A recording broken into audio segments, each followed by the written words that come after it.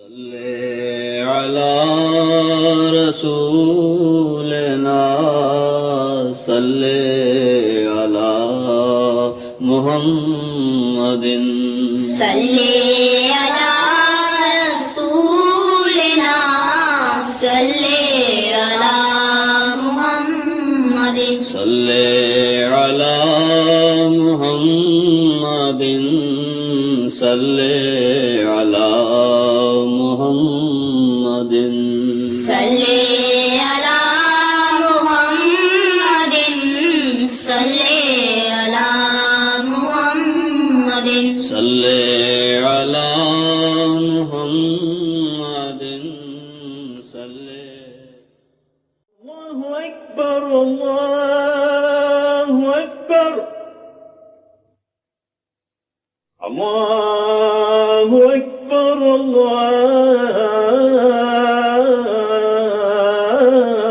الله أكبر أشهد أن لا إله إلا الله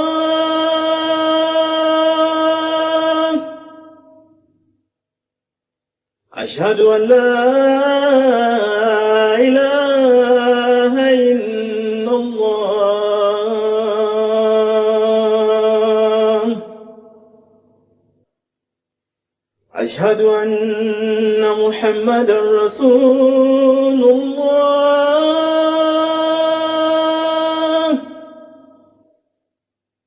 أشهد أن محمدا رسول الله حي على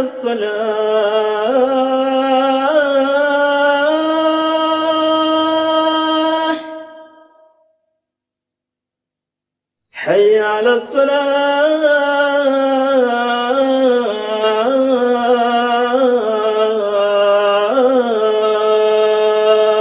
الصلاة حي على الفلاح حي على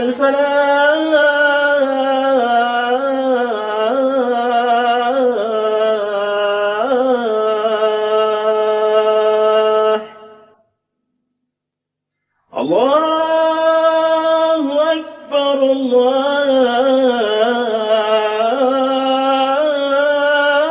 الله أكبر لا إله إلا الله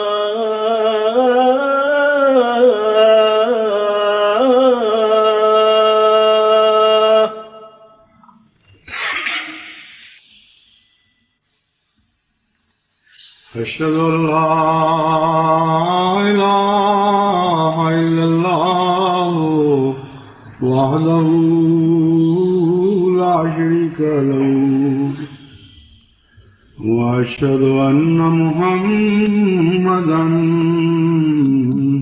عبده ورسوله أما بعد فأعوذ بالله من الشيطان الرجيم بسم الله الرحمن الرحيم الحمد لله رب العالمين الرحمن الرحيم مالك يوم الدين إياك نعبد وإياك نستعين اهدنا الصراط المستقيم صراط الذين أنعمت عليهم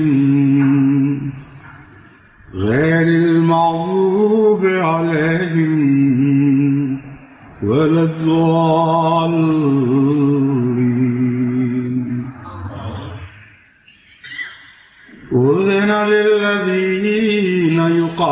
يقاتلون بأنهم ظلموا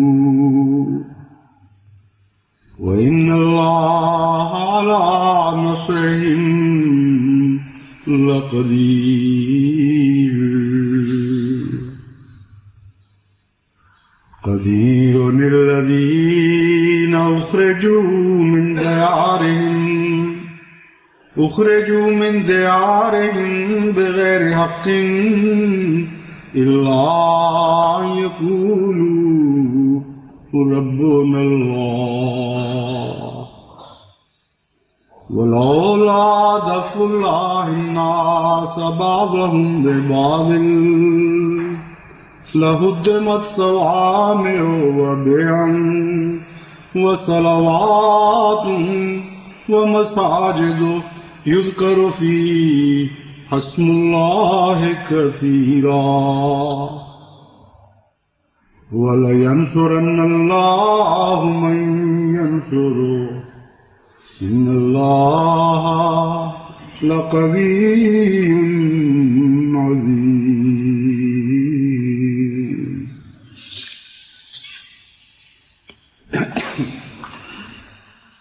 حکومت پاکستان کی طرف سے قرطاس ابیض میں جو حضرت اقدس مسیح موعود علیہ السلام کے خلاف بہتان لگائے گئے ہیں اور الزام تراشیوں سے کام لیا گیا ہے، ان میں ایک اہم الزام یہ ہے کہ آپ نعوذ باللہ من ذالک انگریزوں کے خود کاشتہ پودا تھے، اور جماعت احمدیہ گویا کہ انگریزوں ہی کی قائم کردہ ایک جماعت ہے۔ اس سلسلے میں گزشتہ خطبے میں اس الزام کے ایک پہلو سے متعلق میں نے احباب جماعت کو مطلع کیا تھا اور اس کے مختلف پہلوؤں پر مختلف حصوں پر روشنی ڈالی تھی۔ اب میں بعض اور پہلوؤں سے اس الزام کے مختلف شاخوں پر گفتگو کروں گا۔ اس الزام کے ساتھ تعلق بناتے ہوئے حضرت مسیح موعود علیہ السلام کو جہاد کا منسوخ کرنے والا قرار دیا گیا، اور یہ دلیل قائم کی گئی ہے کہ چونکہ آپ انگریز کے مقاصد کی خاطر انگریزوں کی طرف سے کھڑے کیے گئے تھے، اس لیے ان مقاصد میں سے ایک اہم مقصد جہاد کی تنسیخ تھا، اور چونکہ آپ نے اپنے کلام میں بکثرت اس بات کو تسلیم کیا ہے قرطاس ابیض کے مطابق کہ آپ جہاد کو منسوخ کر رہے ہیں، اس لیے صاف ثابت ہو گیا کہ انگریز کے مقصد کو پورا کرنے کی خاطر انگریز ہی کی طرف سے ایک نمائندہ بن کر آپ کھڑے ہوئے۔ اس دلیل کو اگر قریب سے غور سے مطالعہ کیا جائے تو اس کے بہت سے پہلو ہیں جن کو مد نظر رکھتے ہوئے اس کا جائزہ لینا ہوگا۔ سب سے پہلے یہ کہ حضرت مسیح موعود علیہ السلام نے اگر انگریز کے مقاصد کی خاطر تنسیخ جہاد کا اعلان کیا تو وہ مقاصد کیا تھے اور کیسے آپ کی ذات سے وہ مقاصد پورے ہوئے۔ دوم یہ کہ حضرت مسیح موعود علیہ السلام نے تنسیخ جہاد کا اعلان کن حالات میں کیا، کون سے خطرات تھے جو انگریز کو حقیقتاً درپیش تھے، اور اس کا سیاسی پس منظر کیا ہے۔ اس کے علاوہ بہت سے امور ہیں جن کو میں نے نقطہ بنقطہ ذہن میں رکھا ہوا ہے، اور میں انشاءاللہ ان میں سے ہر پہلو پر روشنی ڈالوں گا۔ سب سے پہلے تو یہ دیکھنے والی بات ہے کہ اگر انگریز نے حضرت مسیح موعود علیہ السلام سے جہاد کی منسوخی کا اعلان کروانا تھا اور مسلمانوں کو اس خیال سے باز رکھنا تھا، تو یہ ناممکن تھا کہ حضرت مسیح موعود علیہ السلام سے ایسے دعوی بھی ساتھ کروا دیتے جن سے آپ کی ساری قوم دشمن ہو جاتی۔ کہاں وہ دن تھے کہ علماء عظیم الشان خراج تحسین پیش کر رہے تھے آپ کو، اور یہ کہہ رہے تھے کہ عالم اسلام میں حضور اکرم صلی اللہ علیہ وآلہ وسلم کے وصال کے بعد سے آج تک اس قسم کا عظیم مجاہد اسلام پیدا نہیں ہوا، اور کہاں وہ دعوی جن کے نتیجے میں اچانک ساری کایا پلٹ گئی، غیر تو غیر اپنے بھی دشمن ہو گئے، جو خون کے رشتہ دار تھے وہ خونی دشمنوں میں تبدیل ہو گئے، اور ایسی کایا پلٹی ایک ہی رات میں ایک ہی دعوے کے ساتھ کہ تمام بستی ہوئی دنیا میں ایک بھی گویا آپ کا نہ رہا۔ ایسا دعویٰ کروا دینا جس کے نتیجے میں ساری دنیا دشمن ہو جائے، اس کے بعد اس انگریز کو کیا توقع تھی کہ آپ کی بات مانے گا کیا کون؟ یعنی جہاد کی تنسیخ کا اعلان کے لیے کھڑا کیا جا رہا ہے، اور دعوی وہ کروائے جا رہے ہیں جن کے بعد جو کچھ تعلق رکھنے والے تھے وہ بھی خون کے پیاسوں میں تبدیل ہو جائیں۔ ایسی جہالت کی بات کسی ایسے شخص کی عقل میں آ جائے، جس قسم کے اشخاص آج کل احمدیت کی دشمنی میں نظر آتے ہیں، تو آ جائے، لیکن کوئی معقول آدمی دنیا کا اسے تسلیم نہیں کر سکتا۔ اپنا خدا مروا دیا ان کے ہاتھوں، یعنی مصنوعی خدا، اور نبوت یعنی امتی نبوت کا دعویٰ کروا کے تمام مسلمانوں کو اپنا دشمن بنا دیا، ان کا دشمن بنوا دیا۔ حضرت گرو بابا نانک کے متعلق اعلان کر کے ان تمام سکھوں کو دشمن بنا دیا جو پنجاب میں ان کے بستے تھے۔ آریوں سے ٹکر لگوائی اور سارے آریہ سماج کو دشمن بنا دیا۔ سناتن دھرمیوں سے ٹکر دلوائی اور سارے سناتن دھرمیوں کو دشمن بنا دیا۔ بدھوں کے متعلق وہ اعلان کروایا جو ان کو قبول نہیں تھا، زرتشتیوں کے متعلق وہ اعلان کروایا جو ان کو قبول نہیں تھا، اور تمام دنیا میں جتنی قومیں بھی مذہب کی طرف منسوب ہوتی ہیں ان سب کو چیلنج دلوا دیا، اور ہر ایک کو متعلق ایسی بات کہی جو اس کے دل کو کڑوی لگتی تھی۔ اس قسم کا مصنوعی، اس قسم کا جھوٹا تو کبھی دنیا میں کسی نے نہیں دیکھا،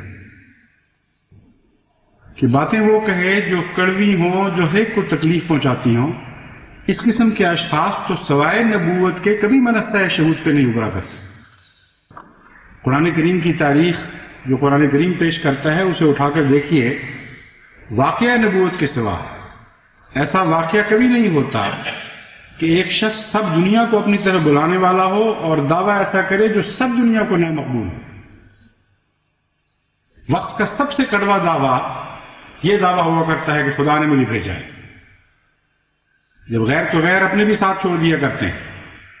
ایسا دعویٰ انگریز نے کروا دیا ان عقل کے دشمنوں کے نزدیک، اور پھر توقع یہ رکھی کہ جب یہ شخص کہے گا کہ جہاد کا خیال چھوڑ دو تو سارے ایک دم جہاد کا خیال چھوڑ دو، انگریزی حکومت کی ساری سردردی ختم ہو جائے گی، سارے مسائل حل ہو جائیں گے، کیونکہ جب مرزا صاحب نے جو اعلان کر دیا، یہ بات ان کی عقل میں آ جائے تو آ جائے، کوئی نارمل کوئی معقول انسان اس بات کا تصور بھی نہیں کر سکتا۔ اور حالات کیا تھے جن سے انگریز کو خطرہ تھا؟ آئیے اب ان حالات کا جائزہ لیں، اس سیاسی پس منظر کا جائزہ لیں جس وقت انگریز ہندوستان میں داخل ہوا ہے، اس نے اپنی حکومت مستحکم کی ہے۔ کس قسم کے حالات تھے اس وقت مسلمانوں پر؟ کیسی طاقت کا وہ دور تھا جن سے انگریز خائف تھا؟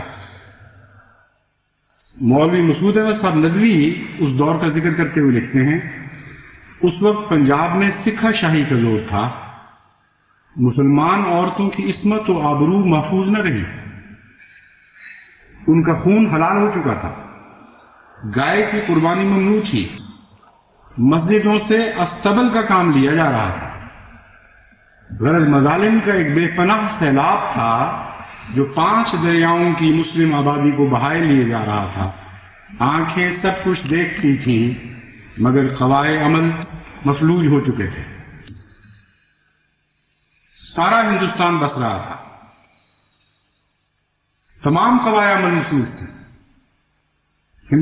سارے ہندوستان کے شمال سے جنوب تک ان کو یہ توفیق نہیں تھی کہ اپنے مسلمان بھائیوں کے خون کی حرمت کا اعلان کریں اور ان لوگوں کے خلاف جہاد کریں جنہوں نے اس کو حلال کر دیا تھا،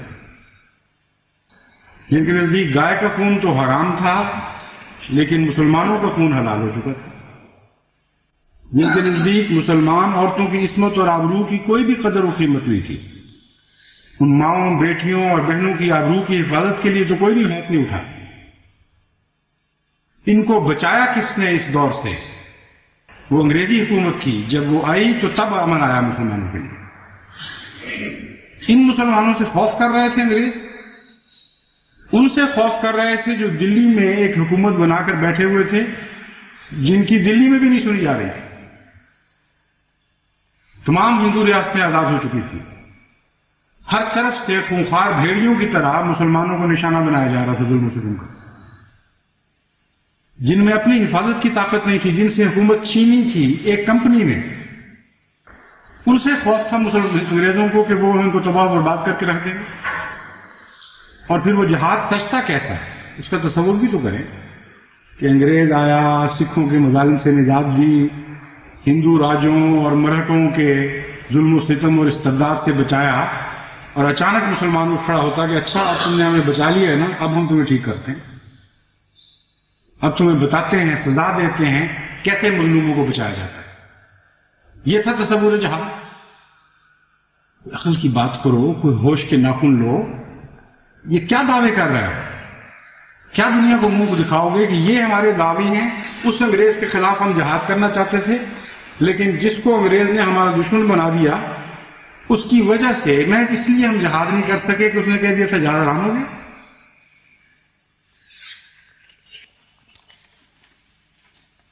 اور دوسرا حصہ، اس کا ایک تیسرا حصہ پہلو یہ ہے کہ حضرت مسیح موعود علیہ السلام نے کہا کیا ہے یہ بھی تو دیکھو. کون سے جہاد کو حرام کیا ہے؟ جہاد کے تو مختلف پہلو ہیں. ایک تلوار کا جہاد ہے، ایک نفس کے ساتھ جہاد ہے، ایک تبلیغ اسلام کا جہاد ہے، ایک بڑا وسیع مضمون ہے. حرام کسے کہا؟ کیا اسلامی جہاد کے تصور کو حرام کہا یا لوگوں کے بگڑے ہوئے تصور کو حرام قرار دیا؟ جس نے کہا اس کی زبان سے سنو اور غور تو کرو کہ وہ کیا کہہ رہا ہے، کس چیز کو حرام کہہ رہا ہے اور کس چیز کو حلال بتا رہا ہے. آپ فرماتے ہیں، لیکن اس سے پہلے کہ میں آپ کا اقتباس پڑھ کے سناؤں، جس پادری کا ذکر ہے اس کا پس منظر بتا دیتا ہوں. حضرت مسیح موعود علیہ السلام کے زمانے میں پادری، خصوصاً مسلمانوں سے مرتد ہوئے پادری، اسلام پر شدید حملے کر رہے تھے کہ یہ تلوار کے جہاد کی تلقین کرتا ہے، اور انگریزی حکومت کو متنبع کر رہے تھے کہ ان کو برباد کر دو، تباہ و برباد کر کے رکھ دو، ان میں اٹھنے کی طاقت نہ رہنے.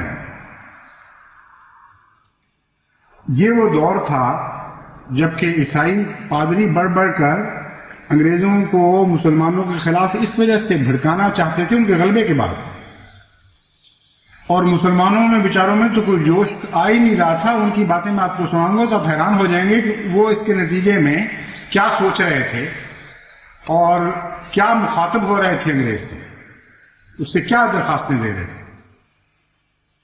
لیکن یک طرفہ حملہ تھا ظالمانہ پادریوں کا، اور اسلام دشمنی کا ان کا ثبوت تھا. وہ چاہتے تھے کہ اس بہانے مسلمان کو ہندوستان میں کچل دیا جائے اور ہندو کی طاقت کی سرپرستی کی جائے اور اسے ابھارا جائے. اور ہندوؤں کا بھی یہی طریق تھا. وہ بار بار انگریز حکام کو مخاطب کر کے توجہ دلاتے تھے کہ اصل تمہیں خطرہ اگر ہے تو مسلمانوں سے ہے، مرے مٹوں کو مٹا دو اور بھی بالکل برباد کر دو، اٹھنے کی طاقت کا خیال تک ان کے دل سے نکال دو. اس وقت پادری عماد الدین، جس کا پہلے بھی ذکر آ چکا ہے، یہ سابق خطیب جامع مسجد اجمیر شریف صاحب تھے. یہ حضرت مسیح موعود علیہ السلام اس کے ایسے ہی الزامات کا جواب دیتے ہوئے فرماتے ہیں، اس نکتہ چین نے جو جہاد اسلام کا ذکر کیا ہے اور گمان کرتا ہے کہ قرآن بغیر لحاظ کسی شرط کے جہاد پر انگیختہ کرتا ہے، سو اس سے بڑھ کر اور کوئی جھوٹ اور افتراء نہیں. قرآن شریف صرف ان لوگوں کے ساتھ لڑنے کا حکم فرماتا ہے جو خدا کے بندوں کو اس پر ایمان لانے اور اس کے دین میں داخل ہونے سے روکتے ہیں، اور اس بات سے وہ خدا کے حکموں پر کاربند ہوں اور اس کی عبادت کریں روکتے ہیں اس بات سے کہ وہ خدا کے حکموں پر کاربند ہوں اور اس کی عبادت کریں، اور وہ ان لوگوں سے لڑنے کے لیے حکم فرماتا ہے جو مسلمانوں سے بے وجہ لڑتے ہیں اور مومنوں کو ان کے گھروں سے اور وطنوں سے نکالتے ہیں اور خلق اللہ کو جبراً اپنے دین میں داخل کرتے ہیں اور دین اسلام کو نابود کرنا چاہتے ہیں اور لوگوں کو مسلمان ہونے سے روکتے ہیں، یہ وہ لوگ ہیں جن پر خدا تعالیٰ کا غضب ہے۔ وَوَجَبَ عَلَى الْمُؤْمِنِينَ أَن يُحَارِبُوهُمْ إِن لَّمْ يَنْتَهُوا، یعنی مومنوں پر واجب ہے کہ ان سے لڑیں اگر وہ باز نہ آئیں۔ یہ ہے حضرت مسیح موعود علیہ الصلوۃ والسلام کی تنسیخ جہاد۔ اب اور سنیے، کس چیز کو حرام قرار دیا، کس چیز کے خلاف آپ نے جہاد کا علم بلند کیا؟ یہ بعض جاہل علماء اور بعض پادریوں کے غلط تصورات تھے جن کے خلاف آپ نے آواز بلند کی، جن کے نتیجے میں اسلام کو فائدہ تو کچھ بھی نہیں پہنچنا تھا کیونکہ ان میں لڑنے کی کوئی طاقت ہی نہیں تھی۔ ہاں، نقصان کے بہت سے اندیشے تھے، بہت سے خطرات تھے جو ان کو ہر طرف سے گھیرے ہوئے تھے۔ آپ فرماتے ہیں سبحان اللہ، وہ لوگ کیسے راست باز اور نبیوں کی روح اپنے اندر رکھتے تھے کہ جب خدا نے مکے میں ان کو یہ حکم دیا کہ بدی کا مقابلہ مت کرو اگرچہ ٹکڑے ٹکڑے کیے جاؤ، بس وہ اس حکم کو پا کر شیر خوار بچوں کی طرح عاجز اور کمزور بن گئے۔ وہ نہ ان کے ہاتھوں میں زور ہے نہ ان کے باغوں میں طاقت۔ باغ ان میں سے اس طور سے بھی قتل کیے گئے کہ 2 اونٹوں کو ایک جگہ کھڑا کر کے ان کی ٹانگیں مضبوط طور پر ان اونٹوں سے باندھ دی گئیں اور پھر اونٹوں کو مخالف سمت میں دوڑایا گیا، بس وہ ایک دم میں ایسے چڑ گئے جیسے گاجر یا مولی چیری جاتی ہے۔ مگر افسوس کہ مسلمانوں اور خاص کر مولویوں نے ان تمام واقعات کو نظر انداز کر دیا ہے اور اب وہ خیال کرتے ہیں کہ گویا تمام دنیا ان کا شکار ہے، اور جس طرح ایک شکاری ایک ہرن کا کسی ون میں پتہ لگا کر چھپ چھپ کر اس کی طرف جاتا ہے اور آخر موقع پا کر بندوق کا فائر کرتا ہے، یہی حالات اکثر مولویوں کے ہیں۔ انہوں نے انسانی ہمدردی کے سبق میں سے کبھی ایک حرف بھی نہیں پڑھا، بلکہ ان کے نزدیک خام خواہ ایک غافل انسان پر پستول یا بندوق چلا دینا اسلام سمجھا گیا ہے۔ ان میں وہ لوگ کہاں ہیں جو صحابہ رضوان اللہ علیہم کی طرح ماریں کھائیں اور صبر کریں؟ کیا خدا نے ہمیں یہ حکم دیا ہے کہ ہم خام خواہ بغیر ثبوت کسی جرم کے ایسے انسان کو کہ نہ ہم اسے جانتے ہیں اور نہ وہ ہمیں جانتا ہے غافل پا کر چھری سے ٹکڑے ٹکڑے کر دیں یا بندوق سے اس کا تمام کریں؟ کیا ایسا دین خدا کی طرف سے ہو سکتا ہے جو یہ سکھاتا ہے کہ یوں ہی بے گناہ بے جرم بے تبلیغ خدا کے بندوں کو قتل کرتے چلے جاؤ، اس سے تم بہشت میں داخل ہو جاؤ گے؟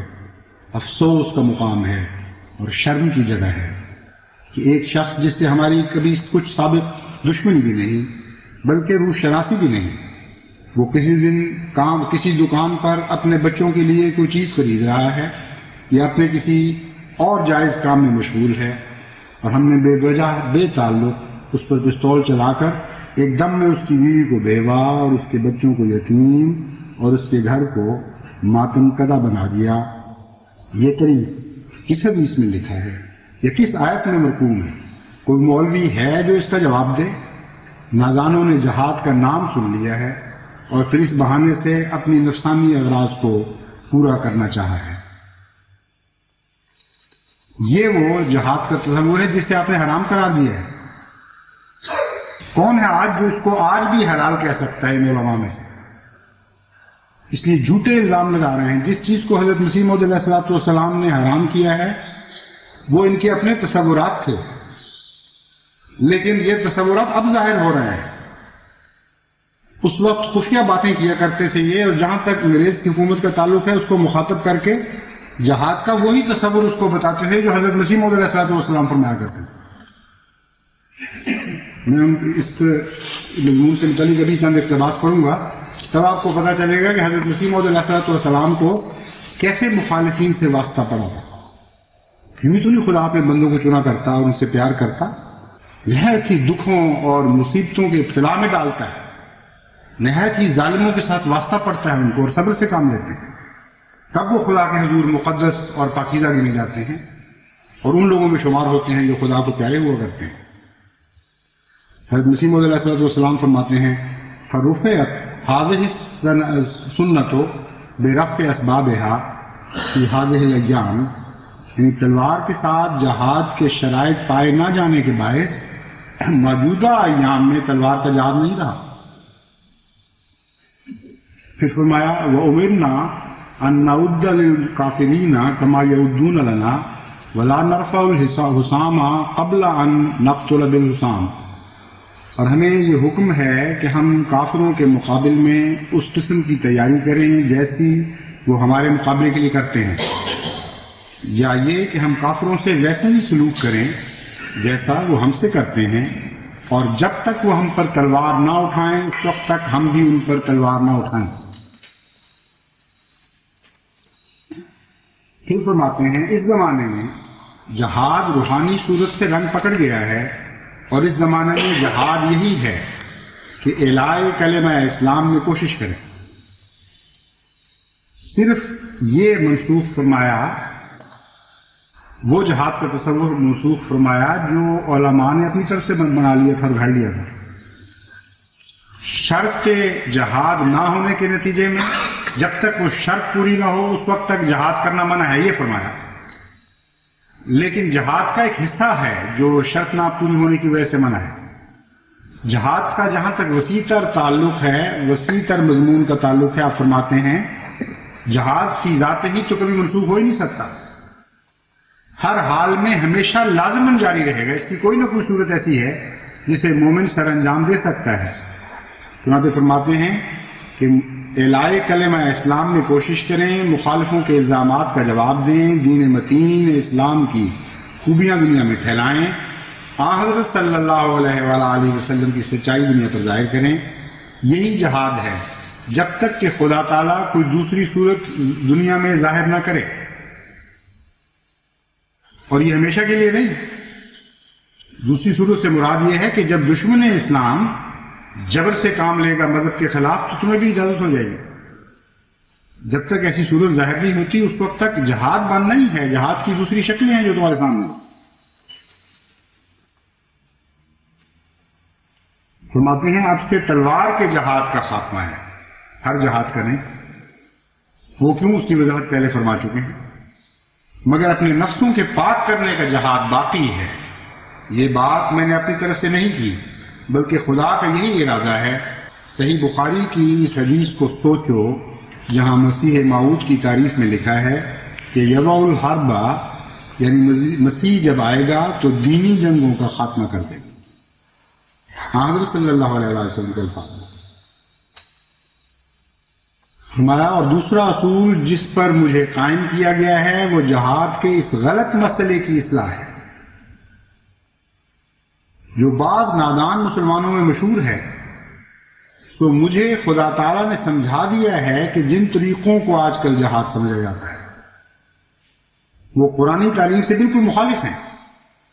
بے شک قرآن شریف میں لڑائیوں کا حکم ہوا تھا جو موسیٰ کی لڑائیوں سے زیادہ معقول اور یشوع بن نون کی لڑائیوں سے زیادہ پسندیدگی اپنے اندر رکھتا تھا، اور اس کی بنا صرف اس بات پر تھی کہ جنہوں نے مسلمانوں کے قتل کرنے کے لیے ناحق تلواریں اٹھائیں اور ناحق کے خون کیے اور ظلم کو انتہا تک پہنچایا، ان کو تلواروں ہی سے قتل کیا۔ یہ ہے خلاصہ اس قرآنی تعلیم کا جس کا ذکر اس آیت کریمہ میں ملتا ہے جس کی میں نے خطبے سے پہلے تلاوت کی تھی۔ کوئی عالم دین ہے آج جو ان باتوں میں سے کوئی غلط ثابت کر کے دکھائے؟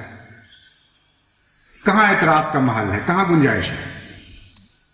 ایک جھوٹی، ایک فرضی بات حضرت مسیح موعود علیہ الصلوۃ والسلام کی طرف منسوب کر کے دیدہ دانستہ خود پڑھا ہوا ہے ان کتابوں کو، ان سے یہ سارے پہلو چھپاتے ہیں اور یہ ظاہر کرتے ہیں کہ حضرت مسیح موعود علیہ الصلوۃ والسلام کو انگریز نے جہاد کی تنسیق کے لیے کھڑا کیا تھا، اور اگر یہ نہ کھڑے ہوتے تو انگریز مارا جاتا، سارے مسلمانوں نے تباہ کر کے رکھ دینا تھا سلطنت انگریزیہ کو، اگر حضرت مسیح موعود علیہ السلام منع نہ فرما دے. اب ان علماء کا حال سنیے جو یہ الزام آج لگا رہے ہیں بڑھ بڑھ کر، اور اس وقت خفیہ باتیں مسلمانوں میں یہ پھیلایا کرتے تھے، اس میں کوئی شک نہیں. لیکن جہاں تک دنیا کے سامنے باتوں کا تعلق ہے وہ کچھ اور کہا کرتے تھے. جہاں تک انگریزی حکومت کو اپنے عقائد سے آگاہ کرنے کا تعلق ہے، ان کی زبان بالکل مختلف تھی، ان کے عقائد بالکل کچھ اور نظر آتے ہیں.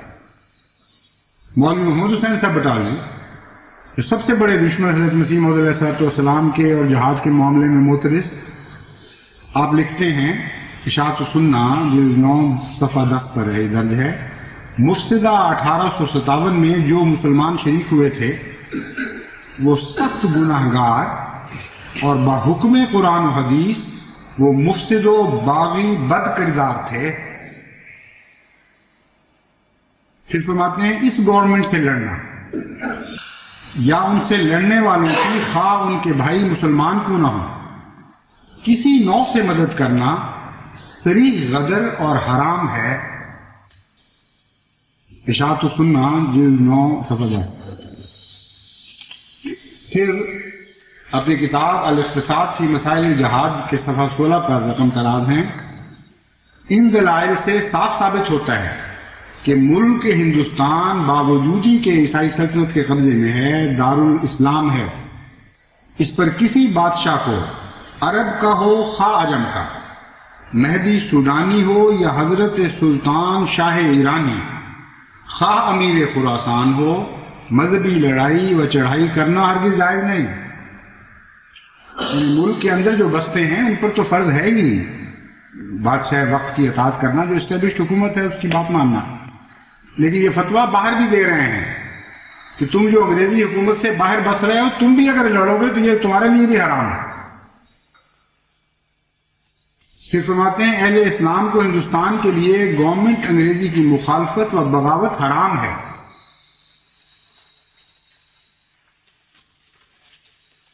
پھر فرماتے ہیں اس زمانے میں شرعی جہاد کی کوئی صورت ہی نہیں ہے، کیونکہ اس وقت نہ کوئی مسلمانوں کا امام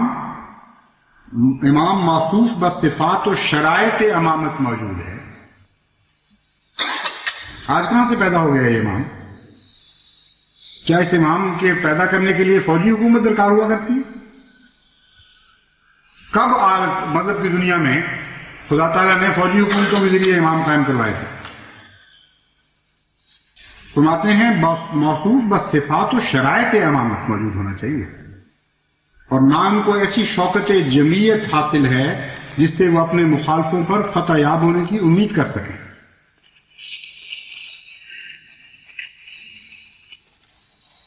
سر سید احمد خان صاحب فرماتے ہیں 1857 کے غدر میں جو لوگ شریک ہوئے ان کے متعلق فرمایا کہ وہ ان لوگوں نے حرام زدگی کی اور کوئی بھی ان کا اسلام سے تعلق نہیں. اعلیٰ حضرت سید احمد رضا خان صاحب بریلوی، امام اہل سنت بریلوی فرقہ، فرماتے ہیں ہندوستان دارالاسلام ہے، اسے دارالحرب کہنا ہرگز صحیح نہیں.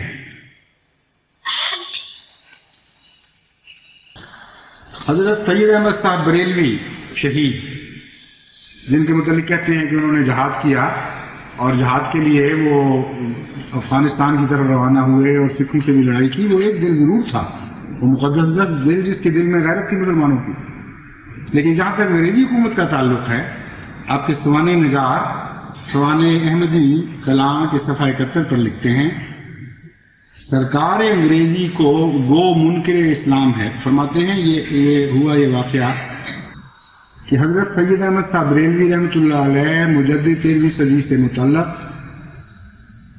مولانا محمد جعفر صاحب تھانیسری نے یہ بات لکھی ہے کہ ایک سائل نے یہ سوال کیا کہ آپ انگریزوں سے جو دین اسلام کے منکر اور اس ملک کے حاکم ہیں، جہاد کر کے ملک ہندوستان کیوں نہیں لے لیتے؟ آپ نے فرمایا سرکار انگریزی گو منکر اسلام ہے مگر مسلمانوں پر ظلم اور تعدی نہیں کرتی، اور نہ ان کو فرض مذہبی اور عبادت لازمی سے روکتی ہے۔ ہم ان کے ملک میں علانیہ آواز کہتے ہیں اور ترویج مذہب کرتے ہیں، وہ کبھی مانع اور مزاحم نہیں ہوتے۔ ہمارا اصل کام اشاعت توحید الہی اور احیاء سنن سید المرسلین ہے، سو وہ بلا روک ٹوک اس ملک میں ہم کرتے ہیں۔ پھر ہم سرکار انگریزی پر کس سبب سے جہاد کریں اور خلاف اصول اسلام طرفین کا خون بلا سبب گراویں؟ یہ جواب باسواد سن کر سائل خاموش ہو گیا اور اصل غرض جہاد کی سمجھ گیا۔ مگر ان علماء کو جو آج بول رہے ہیں احمدیت کے خلاف، ان کو آج تک سمجھ نہیں ہے۔ مولانا شبلی نعمانی فرماتے ہیں رسول اللہ صلی اللہ علیہ وسلم کے عہد ذری سے لے کر آج تک مسلمانوں کا ہمیشہ یہ شعار رہا کہ وہ جس حکومت کے زیر سایہ رہے اس کے وفادار اور اطاعت گزار رہتے۔ یہ صرف ان کا طرز عمل نہ تھا بلکہ ان کے مذہب کی تعلیم تھی، جو قرآن مجید، حدیث، فقہ سب میں کنایتاً اور صراحتاً مذکور ہے۔ مقالات شبلی جلد اول صفحہ 171۔ خواجہ حسن نظامی صاحب فرماتے ہیں جہاد کا مسئلہ ہمارے ہاں بچے بچے کو معلوم ہے۔ جب تک انگریزی حکومت تھی اس وقت بچے بچے کو وہی مسئلہ معلوم تھا جو حضرت مسیح موعود علیہ السلام فرمایا کرتے۔ جس دن وہ حکومت گئی اس دن سے سارا مسئلہ ہی بدل گیا ہے۔ ہر بچے کو کچھ اور بتایا جا رہا ہے کہ ہمارے ماں باپ یہ کہا کرتے تھے۔ بچے بچے کو کیا معلوم ہے؟ فرماتے ہیں وہ جانتے ہیں کہ جب کفار مذہبی امور میں خارج ہیں اور امام عادل جس کے پاس حرب و ضرب کا پورا سامان ہو لڑائی کا فتویٰ دے تو جنگ ہر مسلمان پر لازم ہو جاتی ہے۔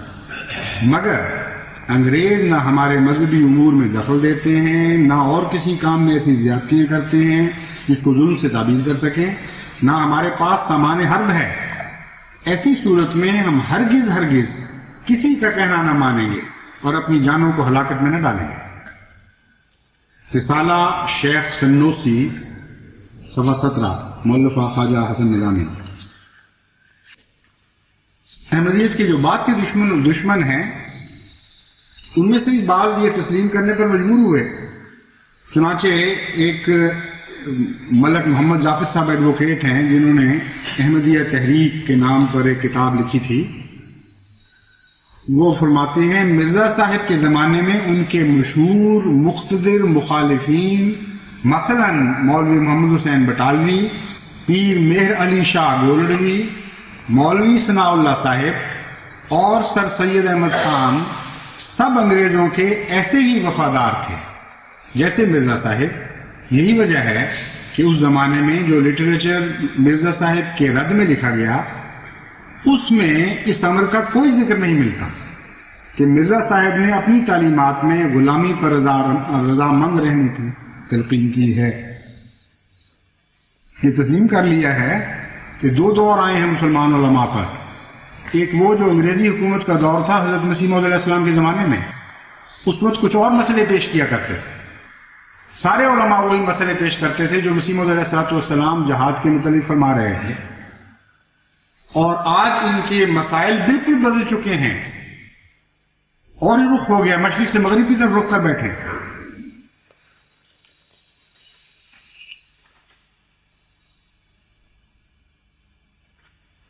حوالے تو بے حد ہیں لیکن میں اب اس پہ ختم کرتا ہوں بعض تازہ حوالوں پر۔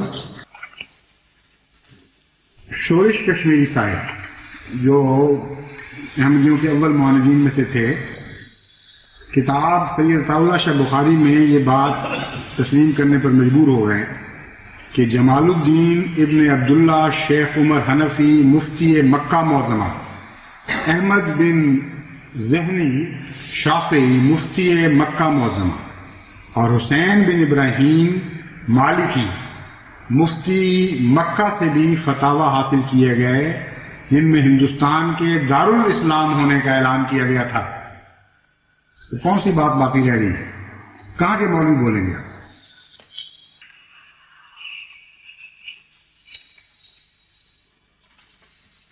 اور مولانا مودودی صاحب،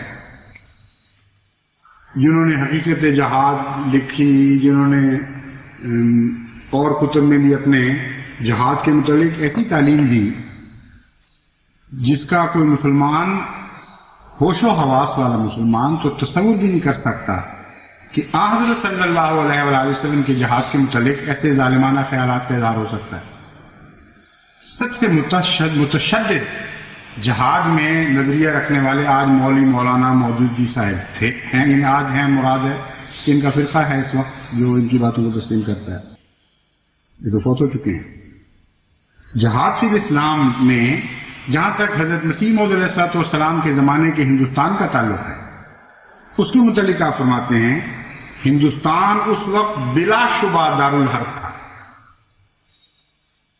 کس وقت دارالحرب تھا؟ دارالاسلام نہیں کہہ رہے، جب انگریزی حکومت یہاں اسلامی سلطنت کو مٹانے کی کوشش کر رہی تھی۔ بین یہی جماعت احمدیہ کی تعلیم کہ پہلے جب غیر حملہ کرتا ہے تم اس سے لڑو، اپنی عزتوں کی حفاظت کرو، اپنے مال کی حفاظت کرو، اپنے وطن کی حفاظت کرو، اپنے دین کی حفاظت کرو، اور ایک ایک بچہ بھی کٹ کے مر جائے تمہیں نہیں ہتھیار چھوڑ ڈالنا۔ اس وقت دارالحرب ہوتا ہے، اس وقت ہر قسم کا دفاع جہاد اسلام کہلا سکتا ہے۔ چنانچہ مولانا مودودی فرماتے ہیں، یہی بات کہتے ہیں، اس وقت مسلمانوں کا فرض تھا کہ یا تو اسلامی سلطنت کی حفاظت میں جانیں لڑاتے یا اس میں ناکام ہونے کے بعد یہاں سے ہجرت کر جاتے، لیکن جب وہ مغلوب ہو گئے، انگریزی حکومت قائم ہو چکی اور مسلمانوں نے اپنے پرسنل لا پر عمل کرنے کی آزادی کے ساتھ یہاں رہنا قبول کر لیا، تو اب یہ ملک دارالحرب نہیں رہا۔ سود حصہ اول صفحہ 77 تا 78، یہ کتاب کا نام ہے سود۔ اور جلالت الملک شاہ فیصل نے اس سال 1385 ہجری حج کے موقع پر رابطۃ العالم الاسلامی مکہ مکرمہ کے اجتماع میں فرمایا، اے معزز بھائیو، تم سب کو جہاد فی سبیل اللہ کا علم بلند کرنے کے لیے بلایا گیا ہے۔ جہاد صرف بندوق اٹھانے یا تلوار لہرانے کا نام نہیں، بلکہ جہاد تو اللہ کی کتاب اور رسول مقبول کی سنت کی طرف دعوت دینے، ان پر عمل پیرا ہونے اور ہر قسم کی مشکلات، وقتوں اور دقتوں اور تکالیف کے باوجود استقلال سے اس پر قائم رہنے کا نام ہے۔ پھر فرماتے ہیں، ان غیر مسلم حکومتوں میں رہنے والے مسلمانوں پر جو خدمت دین اور اللہ تعالیٰ کے اوامر کی اتباع واجب ہے، خدمت دین اور اللہ تعالیٰ کے اوامر کی اتباع واجب ہے، انہیں اسے ادا کرنا چاہیے۔ ہم ان بھائیوں کو ہرگز یہ نہیں کہتے کہ اپنی حکومتوں کے نظام کے خلاف کھڑے ہو جائیں اور بغاوت کریں۔ ہاں، انہیں باہمی طور پر اپنے عقائد اور نیتوں کی حد تک اللہ تعالیٰ کی کتاب اور سنت نبوی کو حکم ٹھہرانا چاہیے۔ جو حکومتیں انہیں امن دیتی ہیں انہیں ان سے صلح سے رہنا چاہیے۔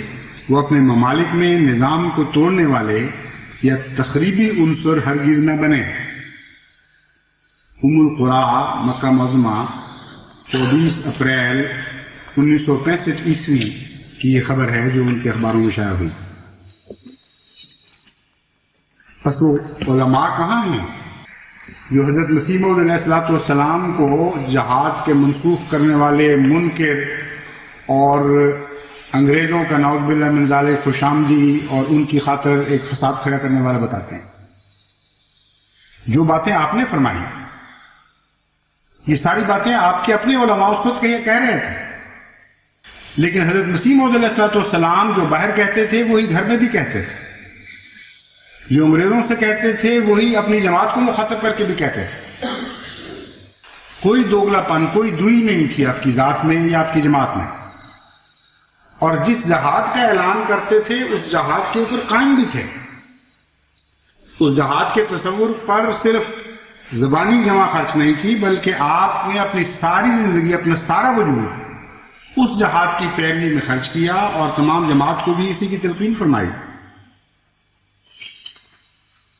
چنانچہ یہ جو الزام لگاتے ہیں ملکہ وکٹوریہ کی تعریف کرنے کا اور ملکہ وکٹوریہ کو رحمت کا سایہ قرار دینے کا، کون ہے ان علماء میں سے جن کے نام میں نے پڑھ کے سنائے ہیں یا کوئی اور مخالف عالم جس نے ملکہ وکٹوریہ کو اسلام کا پیغام پہنچایا اور بڑی جرأت کے ساتھ عیسائیت کے اوپر بڑی کھلی تنقید کرتے ہوئے ایک جھوٹا اور ایک مردہ مذہب قرار دیتے ہوئے اس وقت کی ملکہ کو جس کی حکومت پر سورج غروب نہیں ہوا کرتا تھا، ایک طرف اس کے انصاف کی تعریف فرمائی تو دوسری طرف اسے کھلم کھلا اسلام کی طرف آنے کی دعوت دی. اور یہ جو ہندوستان کو دارالاسلام قرار دینے والے تھے، حضرت مسیح موعود علیہ السلام کی عارف باللہ نگاہ نے اسے دارالاسلام کے طور پر نہیں دیکھا بلکہ دارالحرب سمجھا، کیونکہ آپ جہاد کا عرفان رکھتے تھے. آپ جانتے تھے کہ جہاد کس کو کہتے ہیں، جہاں جہاد فرض ہے وہ دارالاسلام ہو نہیں سکتا، وہ تو دارالحرب ہے. لیکن کن معنوں میں اس کی تشریح آپ خود فرماتے ہیں یہ مقام دارالحرب ہے پادریوں کے مقابلہ میں. اس لیے ہم کو چاہیے کہ ہرگز بیکار نہ بیٹھیں، مگر یاد رکھو کہ ہماری حرب ان کے ہم رنگ ہو. جس قسم کے ہتھیار لے کر میدان میں وہ آئے ہیں اسی طرح کے ہتھیار ہم کو لے کر نکلنا چاہیے. یہی وجہ ہے اللہ تعالیٰ نے اس عاجز کا نام سلطان القلم اور میرے قلم کو ذوالفقار علی فرمایا ہے.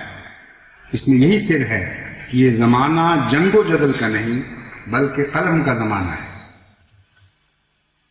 پھر فرماتے ہیں ملکہ معظمہ وکٹوریہ کو مخاطب کر کے، اے معزز ملکہ، مجھے تعجب ہے کہ تو باوجود کمال فضل اور علم و فراست کے دین اسلام کی منکر ہے. یہ خوشامدی کی زبان ہوا کرتی ہے. تمہیں کیوں ایسی خوشامدی کی توفیق نہیں ملی اگر تم خوشامدی نہیں تھے؟ یعنی اگر خوشامدی نہیں تھے تو تمہیں ایسے الفاظ کی توفیق کیوں نہ ملی؟ فرمایا اے معزز ملکہ، تعجب ہے کہ دین اسلام کی منکر ہے اور جس غور و فکر کی آنکھ سے سلطنت کے امور سر انجام دیتی ہے اس آنکھ سے اسلام کے بارے میں غور کیوں نہیں کرتی؟ سخت تاریخی کے بعد اب جب کہ آفتاب طلوع ہو چکا ہے تو کیا اب بھی تو نہیں دیکھتی؟ تو جان لے اللہ تیری مدد کرے کہ یقیناً دین اسلام ہی انوار کا مجموعہ ہے، نہروں کا منبع اور پھلوں کا بستان ہے. تمام ادیان اسی کا ایک حصہ ہیں. بس تو اس کی خوبصورتی کو دیکھ اور ان لوگوں میں سے ہو جا کہ جو اس سے فراغت رزق دیے جاتے ہیں اور اس کے باغات سے کھاتے ہیں. یقیناً یہ دین ہی زندہ ہے، برکات کا مجموعہ اور نشانات کا مظہر ہے، جو پاکیزہ باتوں کا حکم دیتا ہے اور بدیوں سے روکتا ہے، اور جو کوئی اس کے خلاف کہتا ہے یا نافرمانی کرتا ہے وہ نامراد رہتا ہے. اے معزز ملکہ، دنیاوی نعما کے لحاظ سے خدا کا بہت بڑا فضل تجھ پر ہے، بس اب تو آخرت کی بادشاہت میں بھی دلچسپی پیدا کر اور توبہ کر اور اس خدائے واحد و یگانہ کی فرما برداری اختیار کر کہ نہ تو اس کا کوئی بیٹا ہے اور نہ ہی بادشاہت میں اس کا کوئی شریک. بس تو اسی کی بڑائی بیان کر. کیا تم اس کے علاوہ معبود بناتے ہو ان کو جو کوئی چیز پیدا نہیں کر سکتے اور وہ خود پیدا کیے گئے ہیں؟ بس اگر تو کسی شک میں ہے تو میں اس کی سچائی کے نشانات دکھلانے کو تیار ہوں. وہ ہر حال میں میرے ساتھ ہے. جب میں اسے پکارتا ہوں تو وہ میری پکار کا جواب دیتا ہے، اور جب اسے بلاتا ہوں تو میری مدد کو پہنچتا ہے، اور جب اس سے مدد کا طلبگار ہوتا ہوں تو میری نصرت فرماتا ہے. اور میں یقین رکھتا ہوں کہ وہ ہر مقام پر میری مدد فرمائے گا اور مجھے ضائع نہیں کرے گا. بس کیا تو جزا سزا کے دن کے خوف سے میرے نشانات اور صدق و صداقت کے ظہور کو دیکھنا پسند کرے گی؟ اے قیصرہ، توبہ کر اور سن تاکہ خدا تیرے مال میں اور ہر اس چیز میں جس کی تو مالک ہے برکت بخشے اور تو ان لوگوں میں سے ہو جائے جن پر خدا کی رحمت کی نظر ہوتی ہے. یہ ہے حضرت مسیح موعود علیہ السلام کا کلام. یہ ہے آپ کا جہاد کا تصور اور پھر اس پر عمل درآمد. ایک آواز آپ کو اس زمانے کے عالم دین کی نہیں ملے گی جس کو اتنی ضرورت ہو کہ ملکہ وکٹوریہ کو سوائے خوشامدانہ الفاظ کے خطاب کر سکے. اور توبہ کر کے الفاظ تو اس زمانے کی سلطنت کے لیے ایک بم کا درجہ رکھتے تھے. بہت عظیم الشان کلام ہے. بڑے کھلے کھلے الفاظ میں اسلام کی دعوت دی ہے اور ایک جھوٹے دین سے توبہ کرنے کی دعوت دی ہے، اس کی طرف بلایا ہے.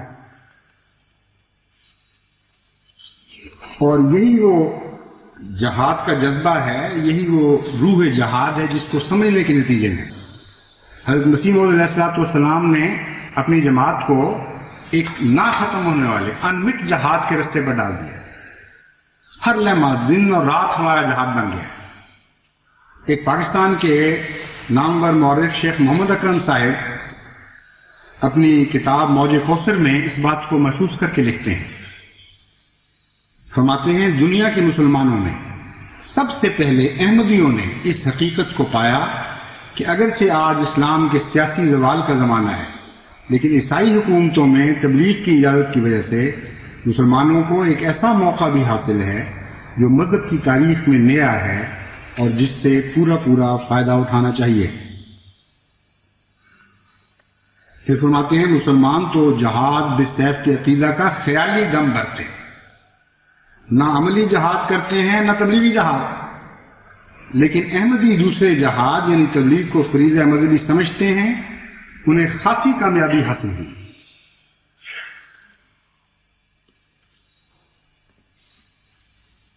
آخر پہ میں آپ کو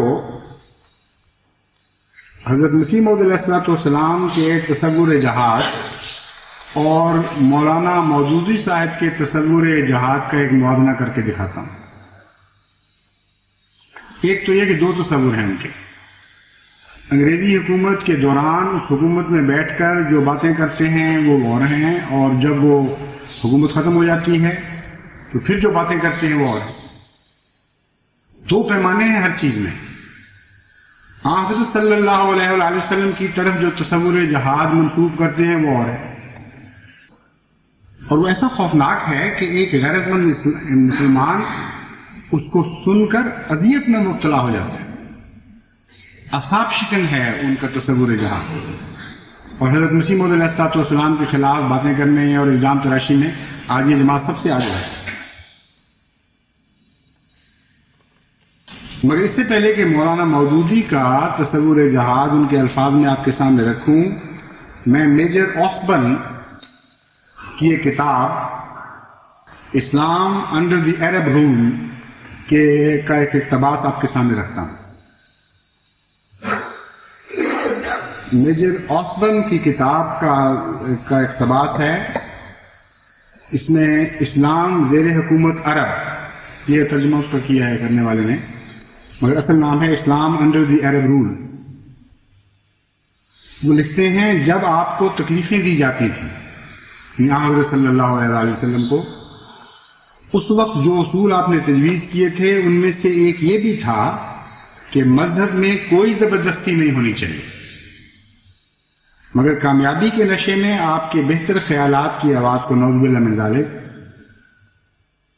خیالات کی آواز کو بہت عرصہ پہلے ہی فاش کر دیا، خاموش کر دیا.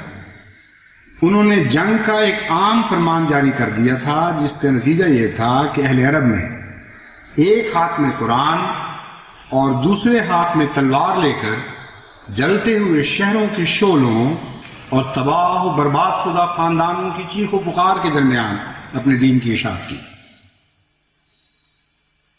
کیسا ظالمانہ، کیسا ناپاک تصور ہے غلبہ اسلام کا جو ایک اسلام دشمن مستشرق پیش کر رہا ہے.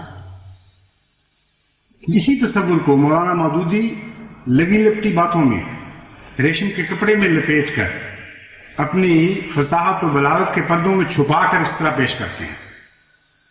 رسول اللہ صلی اللہ علیہ وسلم 13 برس تک عرب کو اسلام کی دعوت دیتے رہے. فاض و تلقین کا جو مؤثر انداز ہو سکتا تھا اسے اختیار کیا، مضبوط دلائل دیے، واضح حجتیں پیش کی، فصاحت و بلاغت اور زور خطابت سے دلوں کو گرمایا، اللہ کی جانب سے محجر العقول معجزے دکھائے، اپنے اخلاق اور اپنی پاک زندگی سے نیکی کا بہترین نمونہ پیش کیا، اور کوئی ذریعہ ایسا نہ چھوڑا جو حق کے اظہار و اس بات کے لیے مفید ہو سکتا تھا. لیکن آپ کی قوم نے آفتاب کی طرح آپ کی صداقت کے روشن ہونے کے باوجود آپ کی دعوت قبول کرنے سے انکار کر دیا۔ حق ان کے سامنے خوب ظاہر ہو چکا تھا، انہوں نے برائے عین دیکھ لیا تھا کہ جس راہ کی طرف ان کا ہادی انہیں بلا رہا ہے وہ سیدھی راہ ہے۔ اس کے باوجود صرف یہ چیز انہیں اس راہ کو اختیار کرنے سے روک رہی تھی کہ ان کی لذتوں کو چھوڑنا انہیں گوارا نہ تھا، ان لذتوں کو چھوڑنا ان کو گوارا نہ تھا جو کافرانہ بے قیدی کی زندگی میں انہیں حاصل تھی۔ لیکن جب واضح و تلقین کی ناکامی کے بعد نعوذ باللہ من ذالک، حضرت صلی اللہ علیہ وآلہ وسلم جب نعوذ باللہ من ذالک واضح و تلقین میں ناکام ہو گئے، کیسی جاہلانہ، کیسی خوفناک ظالمانہ بات ہے جو مولانا مودودی کے قلم سے جاری ہو رہی ہے، اور وہ خوف نہیں کر رہے۔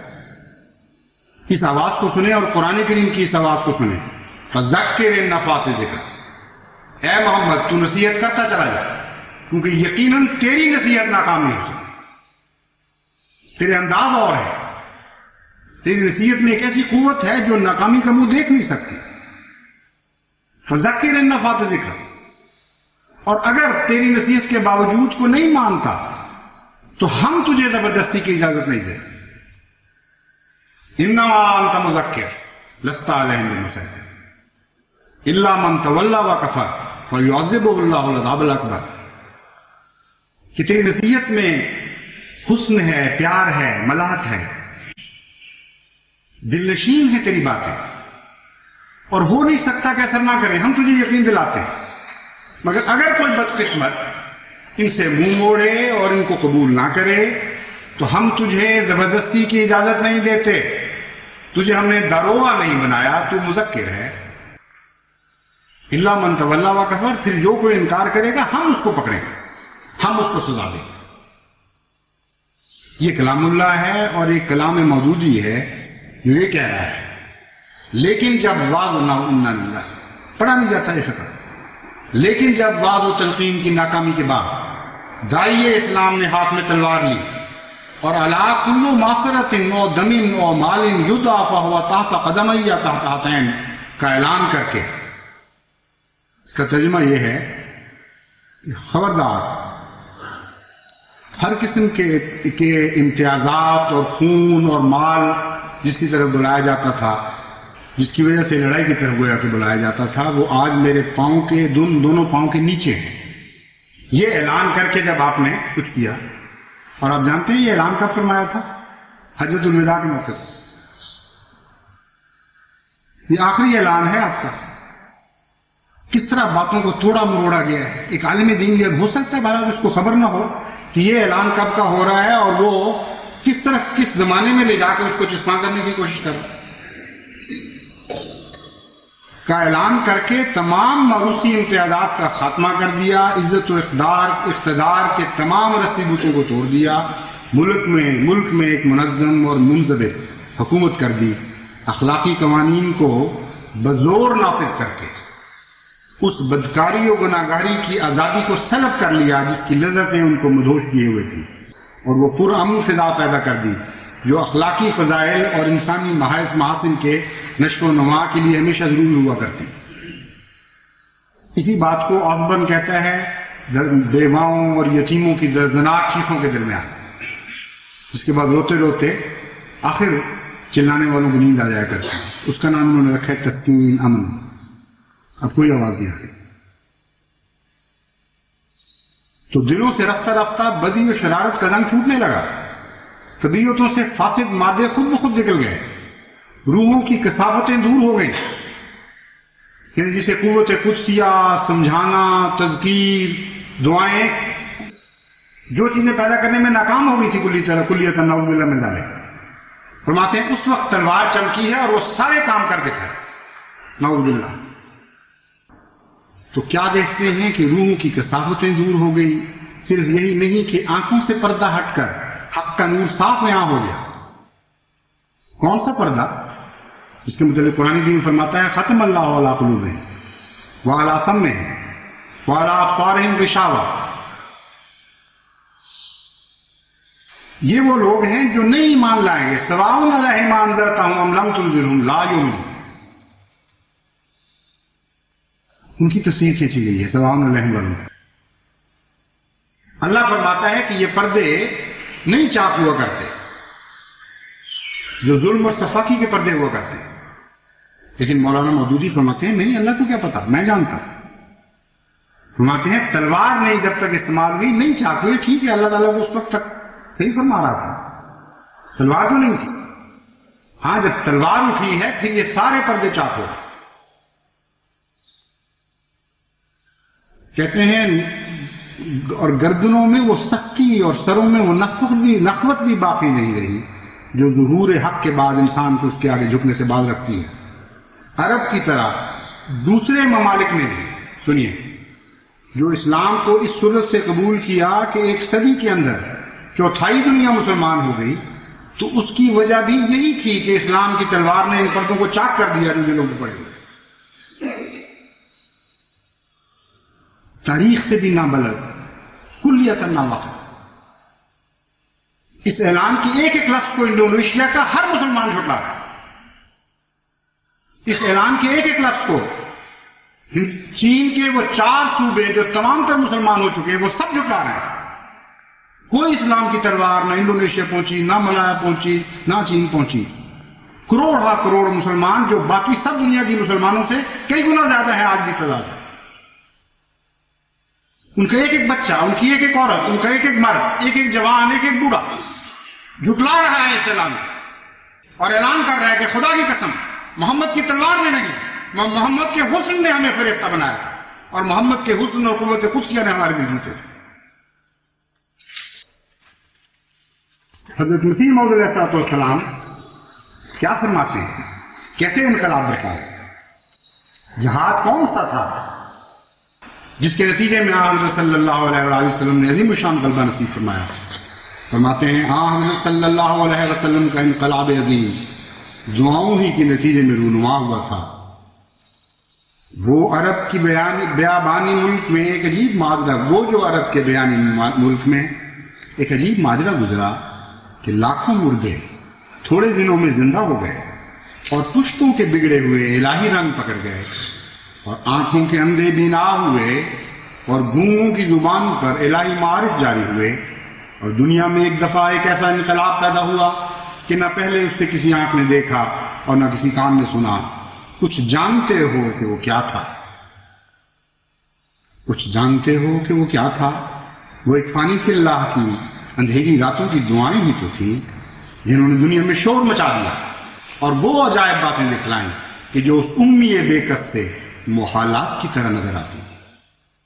اللہم صلی علی محمد اللہم صلی وسلم وبارک علیہ وآلہ۔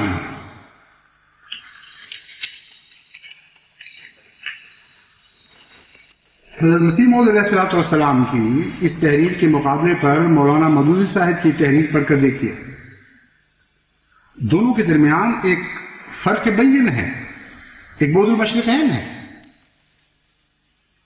ایک مشرق اور مغرب کا فرق ہے۔ ایک طرف روح حق اور روح اسلام بول رہی ہے جو حضرت اقدس مسیح موعود علیہ السلام کے قلب مطہر پر جلوہ افروز ہوئی اور آپ کے پاک کلام کی صورت میں آپ کی زبان مبارک سے جاری ہوئی۔ یہ وہ آواز ہے جس نے ہمیں غلبہ اسلام کی قوت کے سرچشمہ کی راہ دکھائی اور ہماری تشنہ روحوں کو سیراب کیا، جس نے اس ازلی اور ابدی صداقت سے ہمیں روح شناس کرایا کہ محمد رسول اللہ صلی اللہ علیہ وآلہ وسلم کے غلبہ اور قوت اور شوقت اور سکوت کا راز آپ کی قوت قدسیہ میں نہاد تھا، جو مقبول دعاؤں کی صورت میں ایک گھٹا بن کر اٹھی اور مخالفت کی ہر اس آگ کو ٹھنڈا کر دیا جو صحرائے عرب میں بھڑکائی گئی تھی، اور ہر خشک و تر اور ہر بحر و بر کو سیراب کیا اور ایک ایسا آب حیات برسایا جس نے صحراؤں کو سبززاروں میں اور ویرانوں کو چمنستانوں میں تبدیل کر دیا اور مردہ زمینوں کو زندہ کر دیا۔ ایک طرف یہ ہے روح حق کی آواز اور روح اسلام کی آواز، اور ایک طرف موجودیت کی روح بھی مولانا مودودی کے الفاظ میں بول رہی ہے اور ظلم و ستم کے عجیب گل کھلا رہی ہے۔ اسلامی تعلیم کے مطالعہ کے بعد یہ ان کی عمر بھر کی عرق ریزی کا نچوڑ ہے جو وہ ان الفاظ میں پیش کرتے ہیں جب وعظ و تلقین کی ناکامی کے بعد. انا للہ و انا الیہ راجعون. کیا یہ مزاج شناس نبوت کی آواز ہے جو ہم سن رہے ہیں؟ نہیں، مزاج شناس نبوت نہ کہو. یہ تو معاندین اسلام کے مزاج سے لہو رنگ آواز ہے. تو وہی آواز ہے جو غیظ و غضب بن کر میجر عثمان کے خون میں آتش غضب بن کر دوڑا کرتی تھی.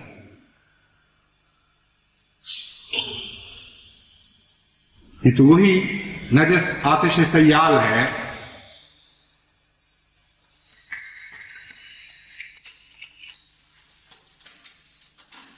جس نے ہزارہا معاندین اسلام کو حضرت صلی اللہ علیہ وآلہ وسلم کے خلاف آتش حسد میں بریاں رکھا. میرے وجود پر تو اس تحریر کو پڑھ کر لرزہ طاری ہو جاتا، تن بدن میں آگ سے لگ جاتی.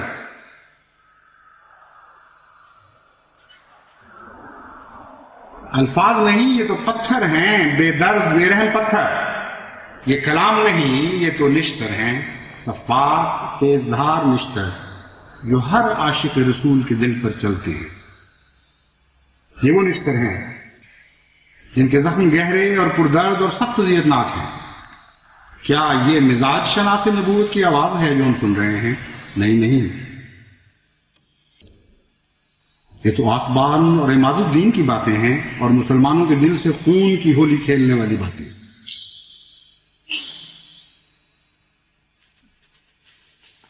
خدا کے لیے اسے روح اسلام نہ کہو، اسے روح محدودیت کہو. تف ہے ان پر جو اس آواز کو روح اسلام کہتے ہیں. حضرت مسیح موعود علیہ الصلوۃ والسلام کا عارفانہ تصور غلبہ اسلام اور جہاد کے متعلق، کہاں وہ تصور اور کہاں یہ بھیس بدلی ہوئی لاکھ پردوں میں لپٹی ہوئی باتیں جو ان پردوں میں رہ کر بھی اپنے ذہن کو چھپا نہیں سکتے. ان کا نشتر ان پردوں کو چاک کر کے پھر بھی ہمارے دلوں پر حملہ کر رہا ہے. یہ وہ باتیں ہیں جو اس حضرت صلی اللہ علیہ وآلہ وسلم اور اسلام پر سب سے زیادہ بھیانک الزامات ہیں. کیسے ہم تسلیم کریں اس جہاد کے تصور کو؟ یہ تو مرنے کے لائق تصور ہے، رد کیے جانے کے لائق تصور ہے. ہمارے آقا و مولا حضرت محمد مصطفیٰ صلی اللہ علیہ وسلم کی طرف ایک لہجہ کے لیے بھی اس تصور کو منسوب نہیں کیا جا سکتا. کسی صورت میں ہم اس کو ماننے کے لیے تیار نہیں. بس ان علماء کے حالات کو دیکھیں، عجیب دل پر ایک کپ کپی سی طاری ہو جاتی ہے. وقت کی آوازیں بدلتے ہیں. اسلام کے نام اور روح سے غافل، ظالمانہ حملے کرنے والے خدا کے مقدس وجودوں پر، اور کوئی خوف نہیں کھاتے کہ ہم کیا کہہ رہے ہیں اور کیا کر رہے ہیں، ہماری زبان کیا ہے اور ہمارا عمل کیا ہے. جہاں تک اس مضمون کے بقیہ حصہ کا تعلق ہے کہ جب عالم اسلام پر مصیبتوں کے وقت آئے تو کون تھا جو صف اول میں اسلام کی خاطر سینہ سپر ہو گیا اور اسلام کے دکھ اپنی چھاتیوں پر لیے؟ کیا وہ احمدی مسلمان تھے یا یہ علماء جو سادہ لو مسلمانوں کو ہمیشہ بیوقوف بناتے رہے اور آج بھی بنا رہے ہیں؟ اس حصے کا جہاں تک تعلق ہے، کیونکہ وقت بہت زیادہ ہو چکا ہے، میں انشاءاللہ آئندہ خطبے میں اس پر روشنی ڈالوں گا.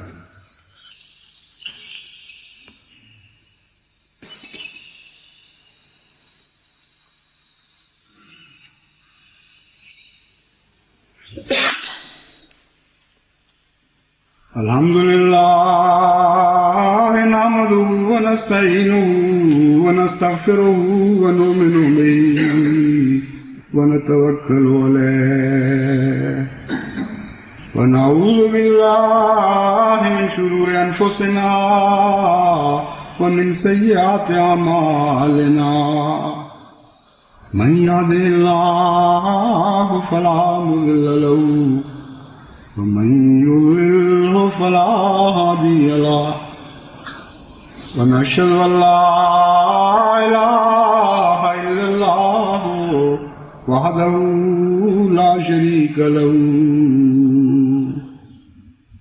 ونشهد أن محمدا عبده ورسوله عباد الله رحمكم الله إن الله يأمر بالعدل والإحسان وإيتاء ذي القربى وينهى عن الفحشاء والمنكر والبغي يعظكم لعلكم تذكرون